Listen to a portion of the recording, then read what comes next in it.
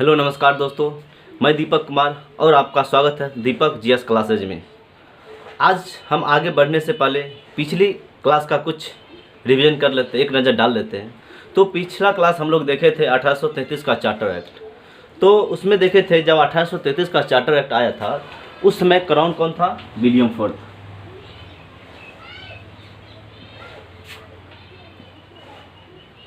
William fourth उस समय crown था। बंगाल का गवर्नर जनरल की बात कर लेते हैं तो विलियम बेंटिक था।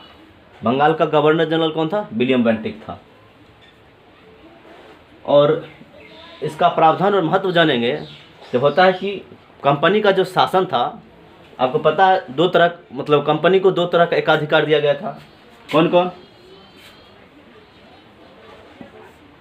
एक प्रशासनिक और दूसरा व्यापारिक। कौन कौन दिया गया था? प्रशासनिक और व्यापारिक। प्रशासनिक में अभी तक कोई छेड़छाड़ नहीं हुआ था। 20 वर्ष का जो मोनोपोली उसका चलता था उसको बढ़ाते गया था।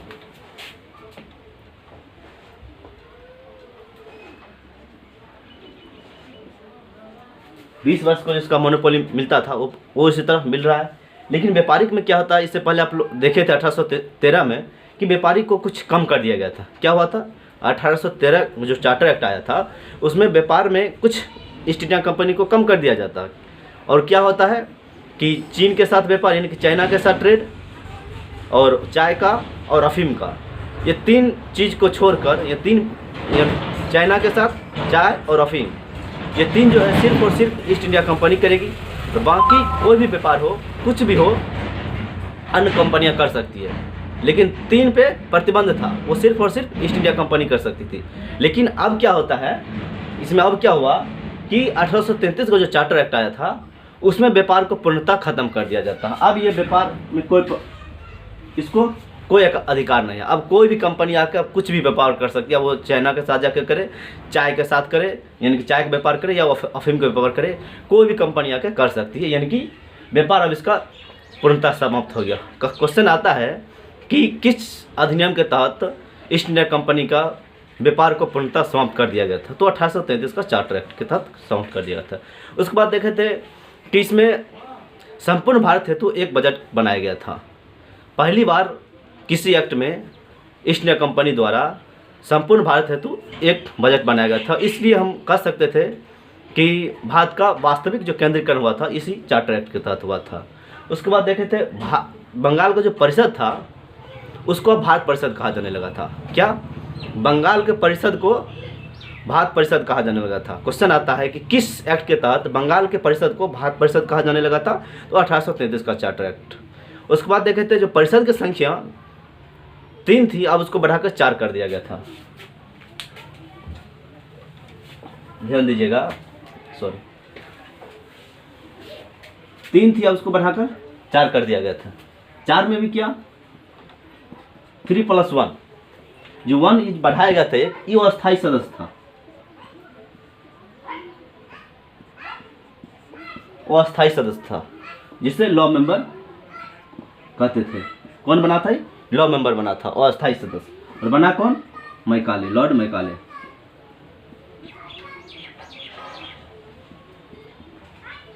लॉर्ड मैकाले जो अस्थायी सदस्य बना था, जिसे लॉ मेंबर कहा जाता था। ठीक, उसके बाद देखे थे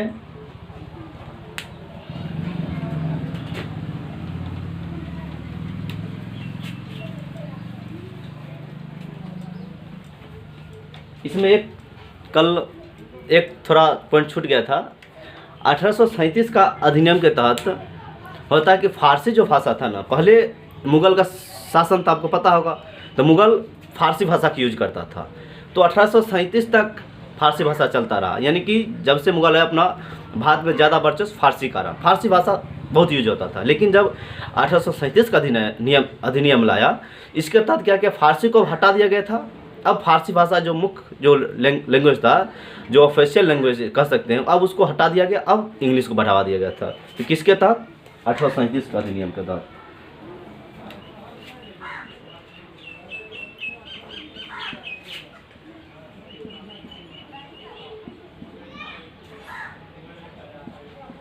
क्या हुआ?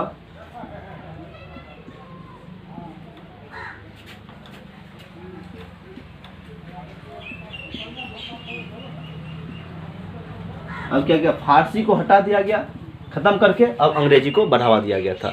तो क्वेश्चन आता है कि किस अधिनियम के तहत फारसी भाषा को समाप्त कर अंग्रेजी को बढ़ावा दिया गया था, अंग्रेजी को प्रमोट किया गया था?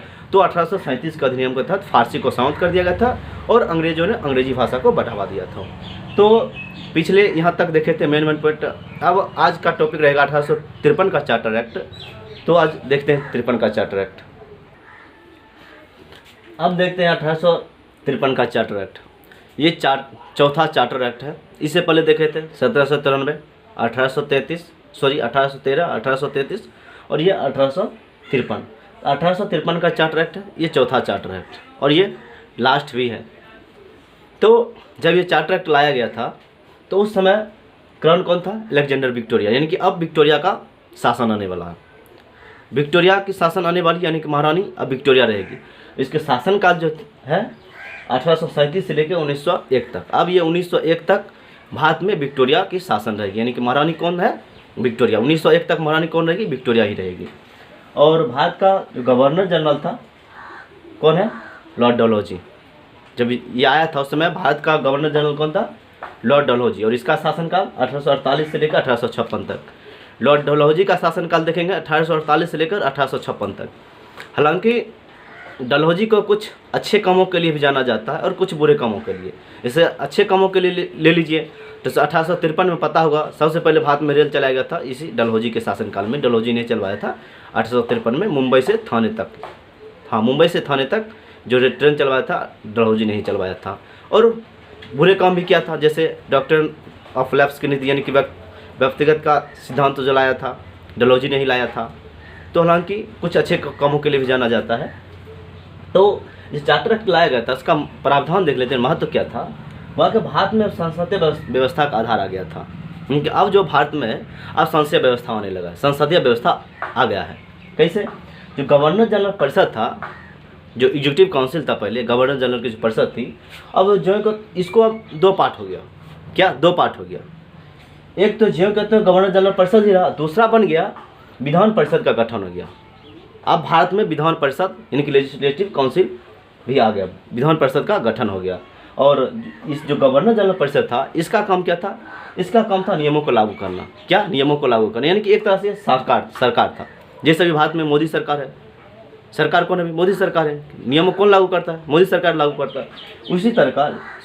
उसी प्रकार गवर्नर जनरल की जो परिषद थी ये क्या करता था? नियमों को लागू करता था। और दूसरा बनाया गया था विधान परिषद। विधान परिषद का जो गठन किया गया था इसको हम छोटी संसद भी कहते हैं। इसको क्या कहते हैं? छोटी संसद भी कहते हैं। इसमें छोटी संसद क्यों कहते हैं? इसमें 12 सदस्य भी था। कितना? 12 सदस्य। जब विधान परिषद गठन किया गया था उस समय 12 सदस्य था। और इसका काम क्या था? इसका काम था कानून का निर्माण करना। अब बात कर लेते हैं गवर्नर जनरल परिषद। कब आया? दो पार्ट हो गया है 1853 में। लेकिन 1853 से पहले की बात करते हैं।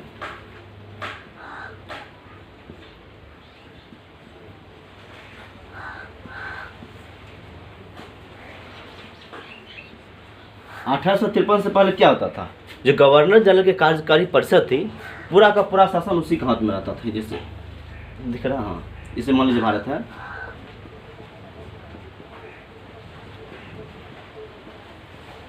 इसमें शासन कौन चलाता था?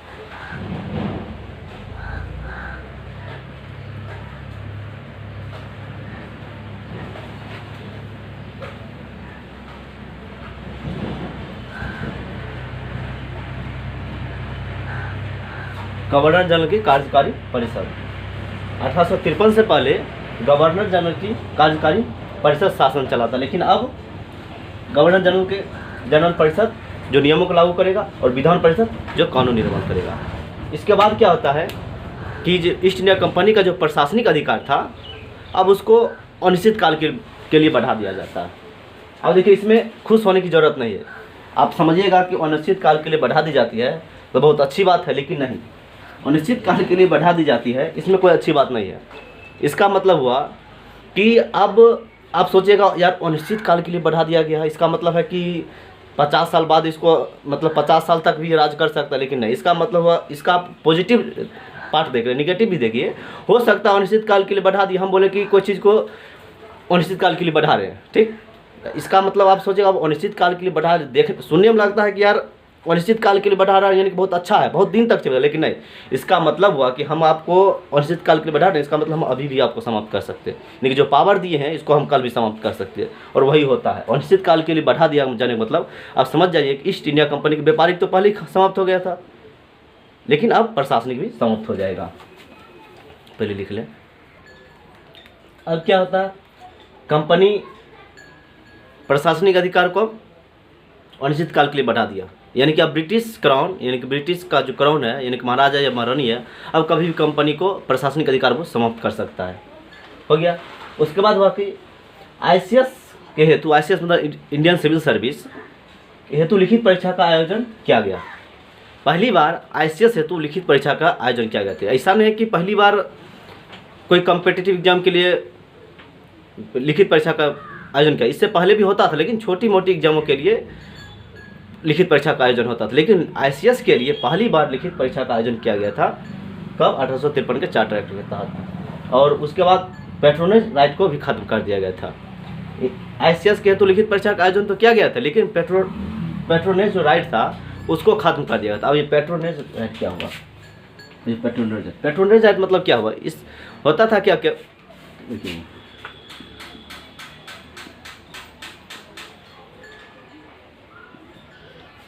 होता था क्या, बोर्ड ऑफ डायरेक्टर जो था, यानी कि कंपनी के जो निदेशक, इससे पहले भी जान चुके थे, धारा 87 जानते होइएगा, कब पढ़े थे?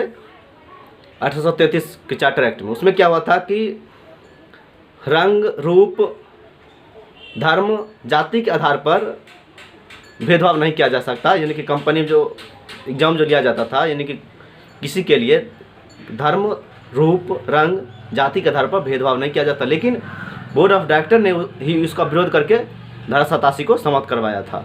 अच्छा था, लेकिन उसको बोर्ड ऑफ डायरेक्टर ने समाप्त करवा दिया था। लेकिन उसके बाद क्या हुआ? पैट्रोनेज राइट देखते हैं। ये होता था कि बोर्ड ऑफ डायरेक्टर जो था, यानी कि जो कंपनी का शेयर धारक था, जो निवेशक था, जो उसमें निवेश करता था, वो क्या करता था, अपने तरफ से कुछ लोगों को मनोनीत करता था, और मनोनीत करके डायरेक्ट ICS को पद दे देता था। तो ये तो कोई फेयर वाली बात हुआ नहीं कि आप अपने मन से ICS से एक अच्छा पद हुआ, प्रतिष्ठित पद हुआ, आप उसको मनोनीत कर रहे हैं, उसको क्या करता? समाप्त कर देता है। जो बोर्ड ऑफ डायरेक्टर मनोनीत करता था पहले, क्या करता था? बोर्ड ऑफ डायरेक्टर मनोनीत करके, और अपने जो सगे संबंधी हो चाहे जो भी हो, मनोनीत करके उसको ICS का पद दे देता था। लेकिन जब ये 1853 का चार्टर एक्ट आया तो इसको समाप्त कर दिया गया था। क्या? इसको समाप्त कर दिया गया था। लेकिन जो ICS के लिखित परीक्षा का आयोजन किया गया था, इसको डायरेक्ट वैसे नहीं किया गया था, इसको किसी ने सिफारिश किया था। कौन सिफारिश किया था? द लॉर्ड मैकाले का समिति, लॉर्ड मैकाले की समिति ने सिफारिश किया था 1854 में।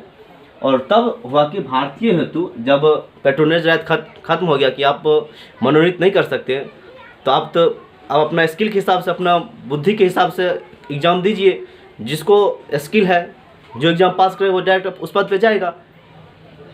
तो भारतीय हेतु उच्च सेवा में प्रवेश के लिए मौका मिल गया। कब? यही 1853 के चार्टर एक्ट के तहत, जब पैट्रोनेज एक्ट खत्म कर दिया गया था। किसके सिफारिश पर होता? मैकाले समिति की सिफारिश पे किया गया था। मैकाले समिति कब? 1854 से। उसके बाद होता है क्या? ICS की हो गया, लेकिन इसका एग्जाम के बारे में जान लेते हैं।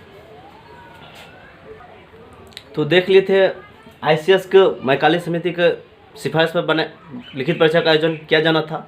लेकिन 1853 से 1922 तक ICS का जो एग्ज़ाम होता था लंदन में होता था। कहाँ होता था? लंदन में। क्वेश्चन आ जाता है, जब ICS के एग्ज़ाम कहाँ स्टार्टिंग में हुआ था? तो लंदन हुआ था। यानी कि 1853 से 1922 तक कहाँ एग्ज़ाम हुआ था? लंदन में हुआ था। और लेकिन 1922-23 से भारत में आयोजित होने लगा था। ICS एग्ज़ाम भारत में कब से आयोजित होने लगा है? 1922-23 से भारत में आयोजित होने लगा। लेकिन भारत में पहली बार कहाँ आयोजित हुआ था? यूपी के इलाहाबाद में। ध्यान दीजिएगा, कहाँ? यूपी के इलाहाबाद में।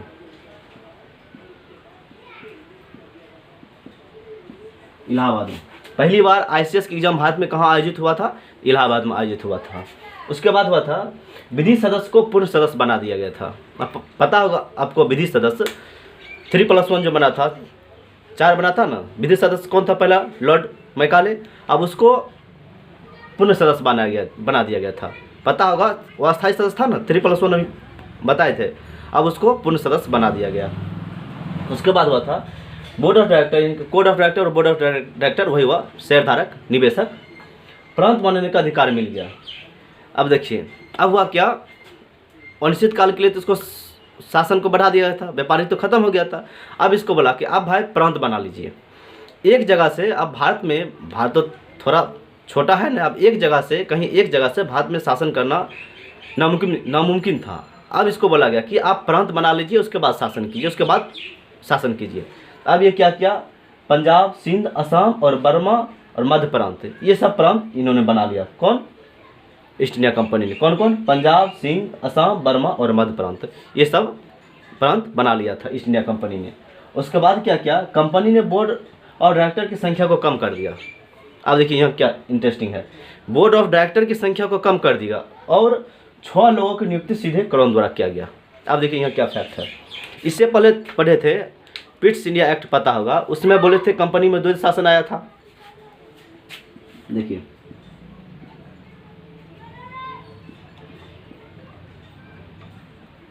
दिख रहा है,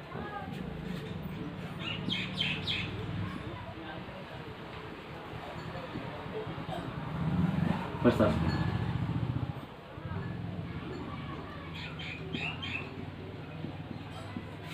1784 में पिट्स इंडिया एक्ट आया था। उसमें क्या हुआ था, ईस्ट इंडिया कंपनी में 2 शासन हुआ था। एक व्यापारिक यानी कि COD, देखिए बोर्ड ऑफ डायरेक्टर पहले से भी था, बोर्ड ऑफ डायरेक्टर सब दिन से बोर्ड ऑफ डायरेक्टर था, लेकिन जब पिट्स इंडिया एक्ट आया तो उसमें बोर्ड ऑफ कंट्रोलर भी ऐड कर दिया। तो बोर्ड ऑफ कंट्रोलर काम क्या था, उस बोर्ड ऑफ कंट्रोलर वो प्रशासनिक अधिकार देखता था, लेकिन व्यापारी बोर्ड ऑफ डायरेक्टर देखता था। लेकिन अब क्या हुआ कि प्रशासनिक में तो बोर्ड ऑफ कंट्रोलर में तो क्राउन डायरेक्टर नियुक्त करवे करता था। जब बनाया गया था तो बोला कि भाई आप बोर्ड ऑफ डायरेक्टर जो है आप सिर्फ व्यापार करने से मतलब रखिए, जो राजनीति है हम पे छोड़ दीजिए। लेकिन क्राउन ने क्या किया था, बोर्ड ऑफ कंट्रोलर पहले नियुक्त करता था, सीधे क्राउन करता था। लेकिन अब क्या हुआ कि बोर्ड ऑफ डायरेक्टर जो था, बोर्ड ऑफ डायरेक्टर BOD और COD पढ़े थे, BOC, इसमें क्या था, 6 सदस्य उस समय भी आया था क्राउन के द्वारा। किसके?